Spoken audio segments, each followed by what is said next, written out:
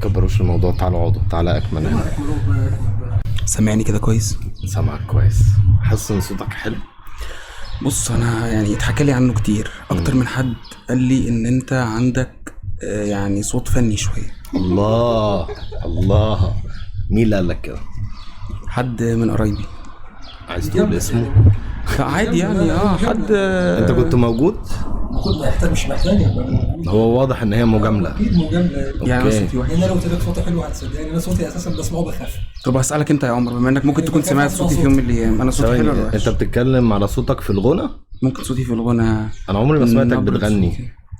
طب غني كده لا. معلش. لا استنى، غني غني غني. لا دي هتبقى حفله لا كده. لا لا غني ده بجد. كده غني هيبقى يلا. حفله. بص يلا المايك قدامك. غني اغني ايه؟ غني لا يا مسافر وحدك. لا ما اعرفهاش مين ده. غنى اي حاجه نعم، تعرفها. ايه اي حاجه تعرفها يعني نقلنا كده. افرضنا بصوتك الجميل. لا اكيد مش هغني. طب احنا انا هغني يا جماعه، بس خلوها في اخر الحلقه عشان تبقى مفاجاه. احنا ممكن تكلم الناس. نتكلم. لا بعد اذنك، ده البودكاست بتاعي ومحدش يكلم الناس اللي بتسمعه غيري. لا مؤاخذه لا مؤاخذه يا جماعه. اتفضل يا مستر اكمل غني. لا ما انا مش هتغني؟ لا مش هغني. غني ايه؟ مش دلوقتي. مش انت اللي قلت صوتك حلو؟ انا يا جماعه دلوقتي يعني انا هفهمك، هشرح لك. انت كنت بتتكلم على طريقة كلامك، نبرتك في بجد. حاسس ان صوتك حلو جدا. انت سامعه حلو. شنو العرب ده؟ مش حاسس سامع حلو. انا صوتي يعني في بص كده. بص الو الو الو 1 2 3 سامعني؟ سامع؟ واخد بالك؟ انا سامعك. ايوه بس حاسس ان صوتك احلى من صوتي يا اكمل. والله يعني انا ممكن برضو اقعد اعمل اصوات وبتاع. لا وحاجات حلوه والله. ممكن انزل عيل صغير ده كمان. في حوارات يا نهار ابيض. وممكن انا اول مره اشوف الحاجات دي. انت عارف الموضوع ده؟ لا خالص. عارف انت خالتي قطاطه دي اكتر حاجه وانا صغير كنت بقعد اقلدها، مش عارف ليه، مع انها حاجه تافهه فشخ. خالتي كنت قطاطا اللي هو محمد سعد. ستي قطاطه دي. اوكي. اللي هو يا حبيبي الحاجات دي عارف انت اللي هو ايه اللي بيطلع ده يا جدعان؟ ايه ده انت طلع عندك يا حرام يا ابني كده يعني اللي هو طب الميت بيتلبس له ابيض وكده الحاجات دي. انت طلعت موهوب يا مستر اكمل. انا شاركته ليه اكمل؟ انا مش عارف. انا البذره الحلوه اللي جواها دي انا لمستها. يعني انت خدت بالك من البذره الحلوه اللي جواها؟ طبعا. اوكي. بقول لك لمستها كمان. عارف انا ما خدتش بالي من البذره الحلوه اللي جواها دي الا مؤخرا. يعني ادركت انا عندي صديق اسمه اكمل. هو الزمن كده يلف يلف يلف وتلاقي الناس النظيفه. في ناس كده بتدخل في حياتك وما تبقاش يعني هتموت يطلع اطلع وهو يجي برضه موجود. وعلى طول في لقاء سنوي كده بيني وبينه. عليكم الاسبوع الجاي قافشين في بعض ونازلين ترند على الانترنت بتاعه. ولا يديك بالبذره في وشك. لا عادي على النت زي الحفلات اللي بتتعمل الجميله دي. بص يا سيدي، معرفتي بأكمل كانت مريبة جدا. اللي حصل ان انا كنت في الاكاديميه اللي كنا فيها. انت لسه في الاكاديميه؟ انا مش فاضي اخلص تعليم. بتشتغل ايه يا مستر اكمل؟ انا بشتغل في كل حاجه. ما تقول لي كده الشركه بتاعتك عشان اعمل لك اعلان. ممكن برضه. يلا قول لي شركه. احنا شركه ديستريكت للخدمات البتروليه والتسويق العقاري والمقاولات. بجد؟ يس. فيها خدمات بتروليه؟ يس. انت توسعت. ايوه امال ايه. اوبا عملنا ابجريد دلوقتي كبرنا بقى يا جماعه. احنا غني دلوقتي اكيد طبعا. يعني ماشيين في الطريق ان شاء الله. بجد؟ بسعى يعني. في طريق. اوكي. حاجات بسيطه يعني. يعني طب اللي بيسمعوا البودكاست معهمش فلوس كتير قوي يعني. مش مهم. ولا احنا برضه نعمل لهم حفلات، نخرجهم، نفسحهم، نعمل اي ايفنت نفسهم فيه يعني باذن الله في يوم من الايام. حلو جدا ده. هيشبطوا في الجمله دي اللي هو تعالى قال لنا هنعمله في يوم من الايام. نعمل لهم كل حاجه. يا سلام علينا ليهم يعني. الله عليك يا سلام. ممكن ناخد لنا مثلا 5-6 شاليهات جنب بعض كده في السخنه نغير جو برضه. عندي حاجات حلوه والله. عارف ان عمرنا ما حد عايز حاجه في السخنه. شركة ديستريكت للخدمات البترولية. حول. عشان ولاد تعملوا ماركتنج حلو قوي لنفسكم. احنا في الماركتنج ما عندناش يوم مرحميني بقى جامدين جدا. انت عارف ان في يوم من الايام كنت فاكر ان اكمل بيسرح بيا وبيقول انا بتاع عقارات وبتاع رايح ابيع عقار وبتاع. يا عم عادي يا عم. انت اللي ما شافش كنت بفتكرك تسرح بيا فشخ. ليه ليه؟ كنت بتسرح بيا يا اكمل؟ لا خالص، ما انا اتجوزت قدامك اهو. مثلا انا كام 25 سنه. ليه بقى اتجوزت اتجوزت؟ 25، انا 29 النهارده، اتجوزت 24 كمان. ليه اتجوزت وانت عندك 24؟ انا فاكر والله القرار بس ده. يعني بص ما كانش فارق معاه حياته. بص يا أنا محمد، هحكي لك، بص أنا بص هحكي بص لك. كان واقف. استنى بس بيتكلموا هما استنى الاثنين بس وانا استنى. انا صاحب القصه. استنى بص هو كان واقف عندي في البلكونه في شقه التجمع، فاكر؟ حصل. وقال لي انا هتجوز يا عمر. قلت له لا. انت لو كنت اديته بالقلم على وشه كده فوقته، قلت له اكمل اصحى كده فوق لنفسك، كان زمانه دلوقتي ورده مفتحه. بالعكس انا يا جماعه والله يعني بجد من اكتر الحاجات اللي انا حسيت ان انا عملتها في حياتي زي ليها قيمه. يعني ايوه هو ان انا اتجوزت. انا دلوقتي انا دلوقتي ثانيه واحده، لا لازم اكمل، لازم اكمل اللقطه دي، لازم اتفضل. انا كنت احمد اكمل، انا دلوقتي احمد ابو ارسلان. فالموضوع مختلف، برستيجك نفسه مختلف. ممكن بعد اذنك تشرح لي؟ لا اشرح لي بس الاول. يعني ايه ارسلان؟ ارسلان قلب ارسلان، تعرفوش؟ لا احكي لي. احكي لي القصه. لا يعني هو ابنك عنده كام سنه اهو؟ ايه ده؟ عنده كام سنه ابني دلوقتي عنده 2.5 سنين. انت بتتكلم بجد؟ شفت العمر عدى بسرعه، بقى عندي ولد عنده 2.5 سنين. انا نفسي مش مصدق. ما هي دي نقطه بقول لك عليها، حاجات دي بقى بذره بجد زرعتها. انت ابنك عنده 2.5 سنين؟ يا نهار ابيض. انا ابني دلوقتي بيقول لي ازيك يا بابا، عامل ايه، بتعمل ايه؟ ازيك يا بابا بجد؟ والله. ويقول لي يا احمد كمان اوبا بيقول لك احمد حاف. وساعات بيقول لي ما تتكلمش معايا، والله العظيم ساعات بيقول لي كده ما تتكلمش معايا. تخيل ارسلان بيقول لي ما تتكلمش معايا. حاضر يا باشا. احكي لي اسمه بقى، قصه اسمه. يعني بص ما دخلناش في تفاصيل من دي دلوقتي. انا عايز ادخل التفاصيل دي. اصل ارسلان اسم انا بحب التاريخ الاسلامي عامه. تمام. يعني هو واحد من الابطال بقى. انتوا تقروا، انا مش صراحه ما ماليش نفسي احكي دلوقتي خالص. بس يعني هو قلب ارسلان ده يعني هو اللي فتح يعني يعتبر طب قول لي، هل حكيت القصه لابنك؟ لا ابني لسه ما يعرفش. اوكي اكيد، بس هو يعني عارف ان هو يعني في حوار، اوكي. انت عارف هو حتى حاسس بكده، مفيش ارسلان غيره. انت عارف هو مفيش ارسلان غيره. انت عارف ان ابنك يعني خلاص كده كلمة أكمل انتهت من العيلة، هيبقى أرسلان. والله هو أرسلان أحمد أكمل بالنسبة لي سيمفونية كده مع بعضها. أرسلان أحمد أكمل أرسلان دي أكمل لوحدها أصلا اسمين. بقول لك إيه، أرسلان أحمد أكمل وأرسلان أكمل ده في دماغك أنت بس. بس ابنك هيبقى أرسلان بس، نقطة. حلو على فكرة. وهيبدأ عيلة جديدة تماما. أنا بص هينشق عن عيلتك وهيبدأ عيلة جديدة، اسمك هينتهي يا أكمل. مستحيل، نو واي. أرسلان برضو واحد بس، لكن أبوه موجود برضو. يا جدعان في إيه؟ حاسب. هو مشكلة في حاجة بس اللي أنا خايف منها في مسلسل النهاية. أرسلان هو كان في كاركتر اسمه أرسلان ما تعرفش أرسلان اللي في النهاية؟ انت كده ما كنتش متابع جيد. انا شفت حلقتين بس وقلت المسلسل ده وحش جدا. هو فعلا يعني الى حد ما سيء، بس هو قشطه يعني. ارسلان جه ما اعرفش جه ازاي مره واحده تمام. لقيته بيقول ارسلان لما راح اسمها ايه البتاعه دي، الواحه.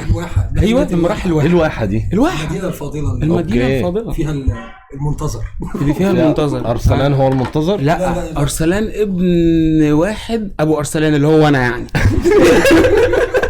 قتل ابنه في الاكل ده اللي خايف منه. يا نهار اسود. والله قتل ابنه.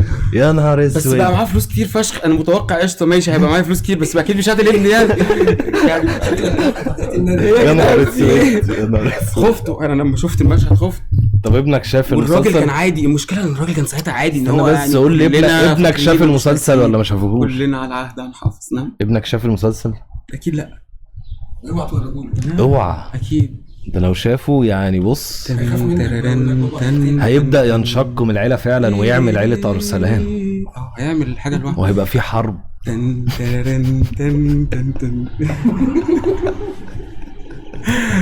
تحس عليا ده انا بتاع الهس. بس عليك والله يا مستر أكمل. كنت بتشفط والله، كنت بتشفط الهواء.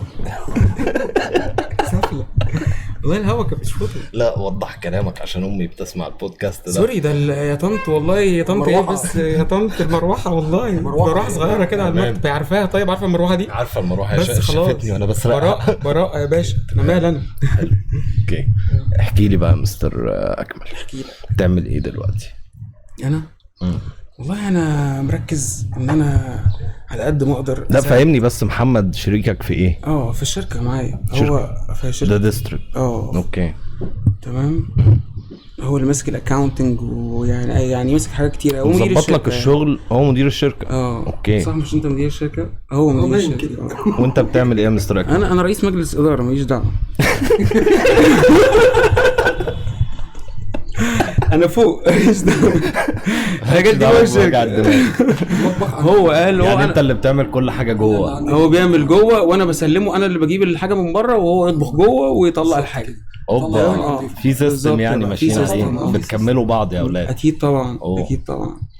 وخد بالك يعني انا برضو مهما طلعت مهما نزلت انا سيلز، وبحب السيلز وهفضل سيلز، واي حد هشوفه هبيع له. اي حد اي حد لو شفت حد فيكم لازم يشتري معايا. اقنعك برضو. حاولت تبيع لي يا مستر اكمل قبل كده؟ لا ما حاولتش والله، لا خالص.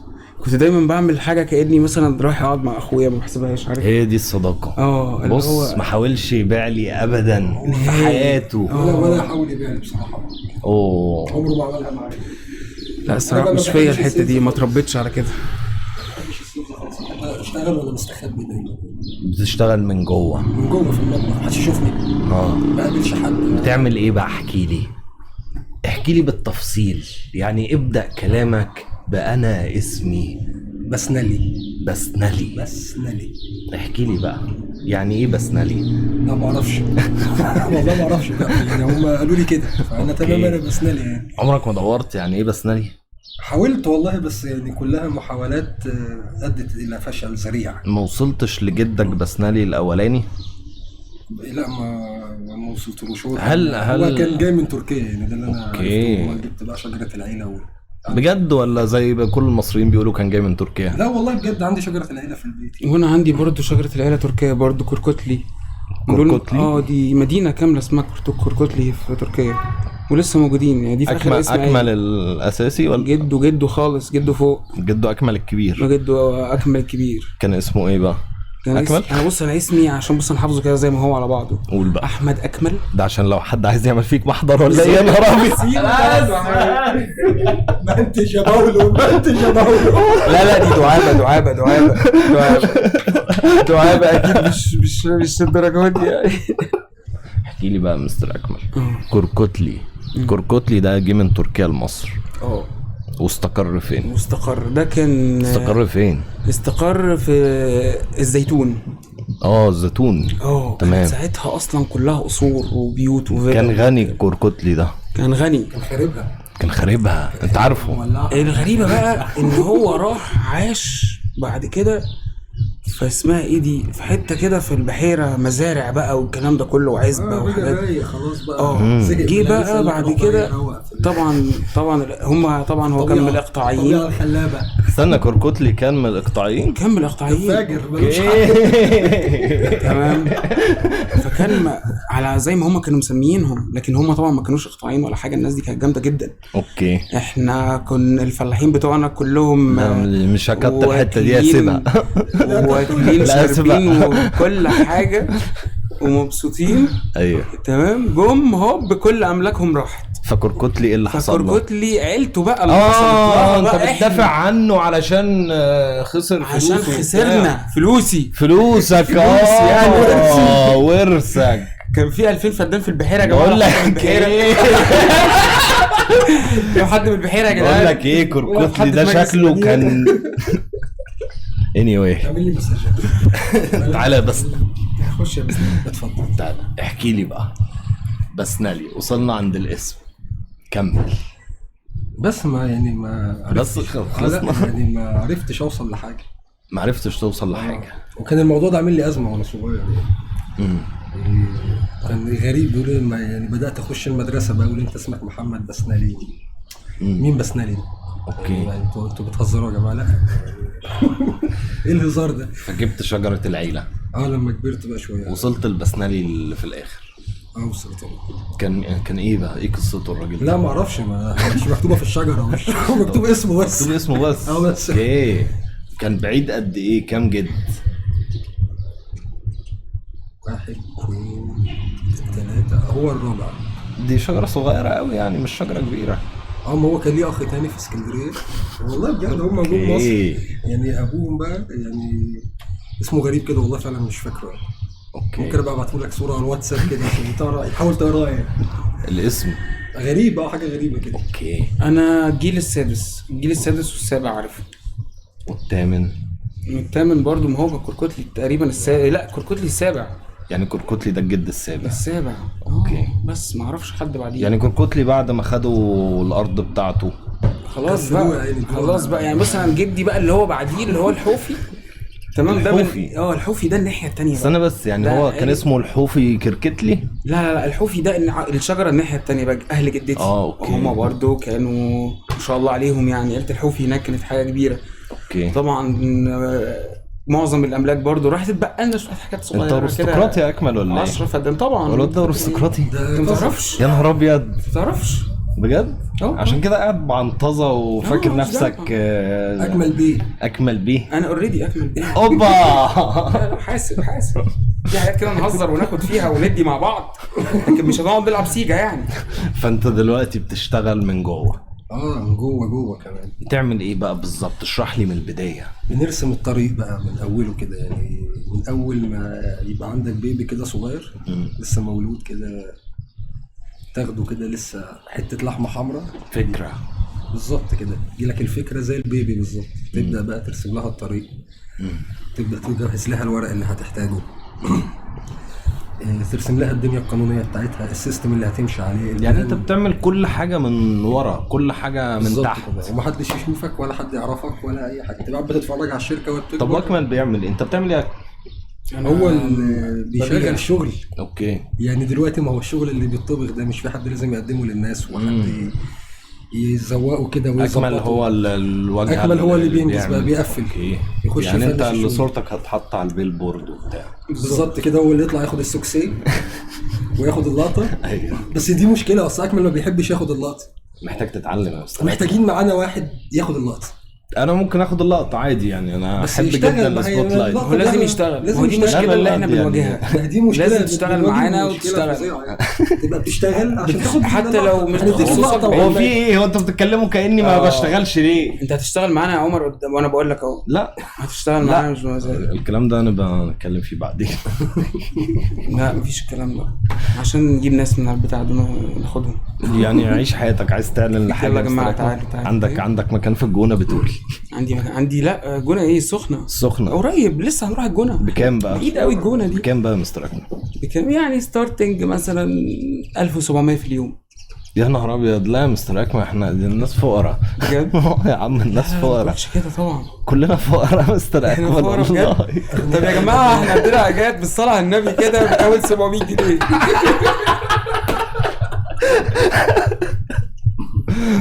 طب الموضوع ماشي يا مستر اكمل في الكورونا؟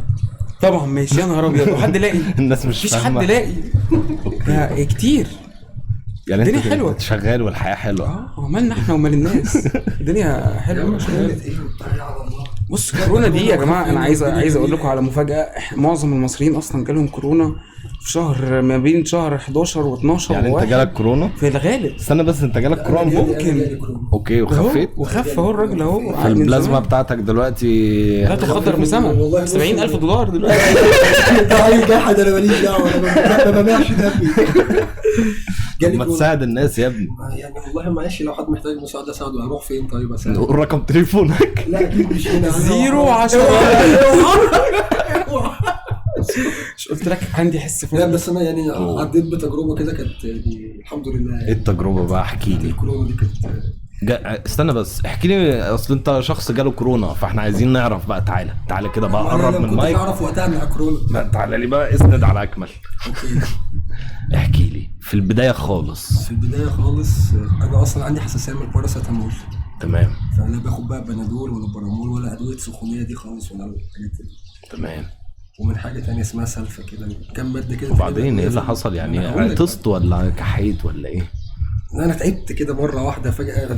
ساعتها ما فيش بقى الجو بتاع الكورونا ده، كان شهر 12 انت جالك كورونا من زمان؟ في البدري خالص. تعب غريب يعني، عمري ما تعبت تعب زي ده يعني. انا عاده ما باخدش مسكنات عشان عندي حساسيه من الباراسيتامول. انت كنت مرهق يعني، حاسس بارهاق بس؟ وجع في عظمي كده غير طبيعي بقى، وسخن ومش قادر اللي هو، بس ستيل برضو عادي يعني، اللي هو تعب برد يعني. كل اللي في دماغي عندي دور برد شديد يعني. تمام. فانا عندي حساسيه من الادويه زي ما قلت لك كده، انا عارف الحالات بتاعتي باخد فيها ايه يعني. الدكتور اكمل حران فشخ. محتاجين بص اكمل هيقوم يضربنا احنا الاثنين. انت في ايه؟ في ايه؟ صلي على النبي، صلي على النبي. محتاجين نعمل كده فعلا. احكي لي بقى. اوكي بس يعني انا عاده انا ماسك لك المايك ازاي؟ اتفضل يا فندم، اتفضل كمل. عاده ما باخدش مسكنات يعني في الغالب. يعني عدى عليا يومين انا فاكر في التعب، انا قعدت حوالي 12 يوم مش شامل. قصه انسانيه جدا. لا بس انا حلوف تقريبا يعني. الموضوع ما اثرش فيا.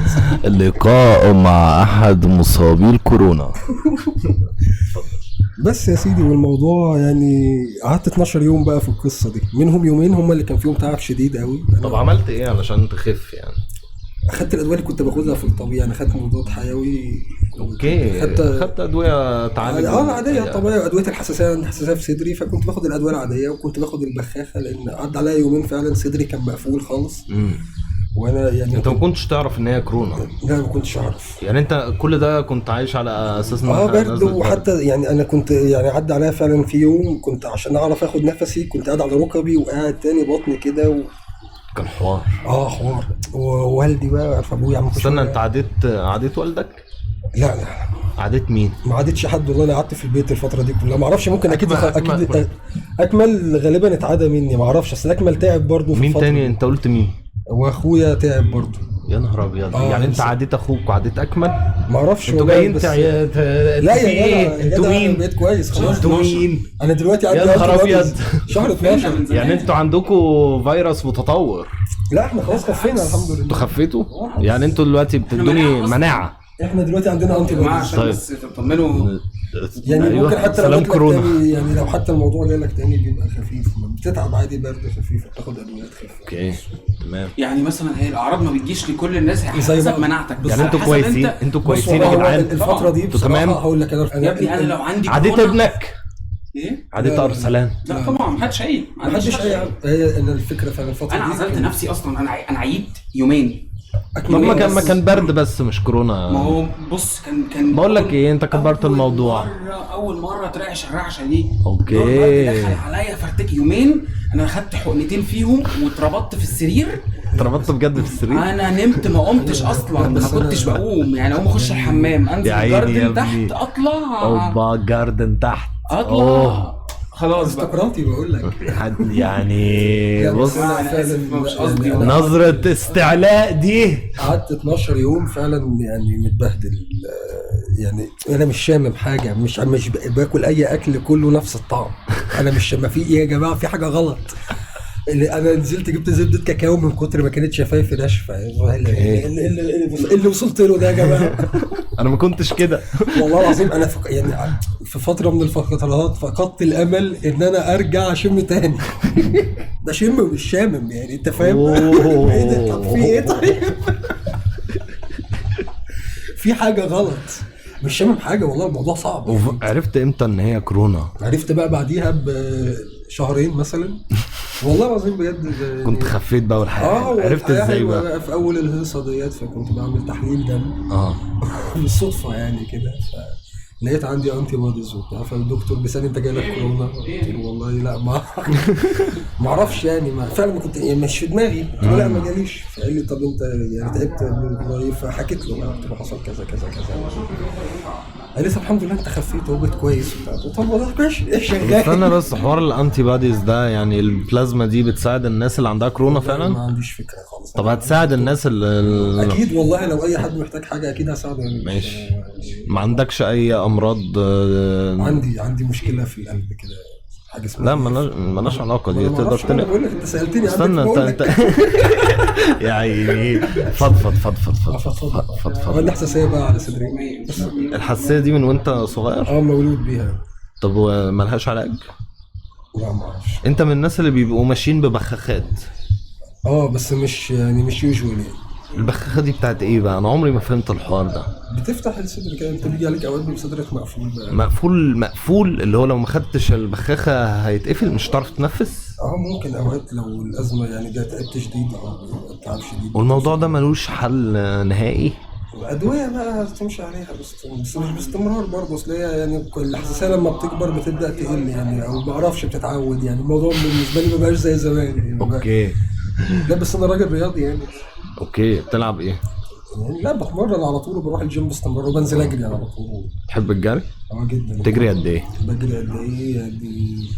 افريج مثلا كل يومين من 8 ل 10 كيلو. عاش. انا كنت بعمل الموضوع ده واوقف وبعدين ارجع. ودي من الحاجات اللي خلتني كفيت من الكورونا يعني. موضوع التمرين الفتره دي كنت كمان باخد فيتامينز وبتاع قبلها والحاجات. ما تحكي لي حوار الفيتامينز ده يعني. هل احنا محتاجين ناخد الفيتامينز دي؟ باستمرار كلنا يعني. اوكي. محتاجين ناخد. ما تجيب لي شويه فيتامينز يا مستر اكمل. نبعت نجيب لك. لا اتصل بمازن قول له تعالى تحضر معانا. انا قلت له على فكره، قلت له والله بجد الواد ده ممكن تعمل له منشن. بقول لك ايه، هو كان بيسجل معايا حلقه اصلا، وقلت له لما ارجع، كنت في الفيوم انا، قلت له لما ارجع هنبقى نسجلها. كنا نسجلها اونلاين وكان الانترنت زي بس.